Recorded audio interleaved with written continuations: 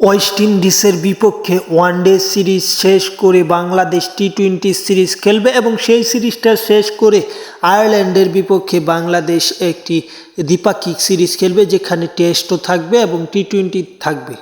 Ireland already টি-20 দল ঘোষণা করেছে। বাংলাদেশের বিপক্ষে তাদের টি-20 স্কোয়াডে কারা কারা আছে তাই মূলত এই ভিডিওর মাধ্যমে জানবো। তার আগে যারা এখন পর্যন্ত চ্যানেলটি সাবস্ক্রাইব করেননি, আশা করব তারা চ্যানেলটি সাবস্ক্রাইব করে পুরো ভিডিওটা দেখবেন।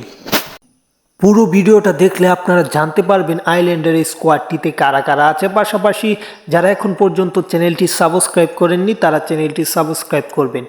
আয়ারল্যান্ড বাংলাদেশের বিপক্ষে যে টি-20 দলটি ঘোষণা করেছে সেখানে আয়ারল্যান্ডের অধিনায়ক হচ্ছেন পল স্টার্লিং। তিনি অত্যন্ত ভালো একজন ক্রিকেটার।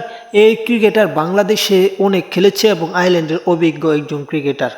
এবং আছে মার্ক এডায়ার, আছে রস এডায়ার, আছে বেন কার্জি, তিনি অত্যন্ত ভালো একজন ক্রিকেটার। আছে কার্টুস ক্যাম্পার, যে ক্রিকেটারগুলো পরিচিত মুখ বলা যায় বিশ্ব ক্রিকেটে। আছে গ্যারেথ দিলানি, জর্জ ডকলের, আছে থেতু ম্যাথু হামফাইস, আছে জস লিসিস, আছে বেরি ম্যাককার্টি, আছে হ্যারি টেক্টর।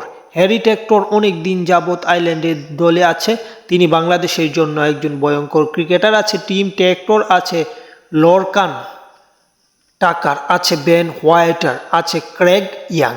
সব কিছু মিলিয়ে আয়ারল্যান্ড যে স্কোয়াডটা দিয়েছে সেই স্কোয়াডটা বাংলাদেশকে হারানোর সামর্থ্য রাখে, কারণ টি-20 একটা ছোট্ট ফরম্যাট। এই ফরম্যাটে কে কোন দিন ভালো খেলে তা বলা যায় না।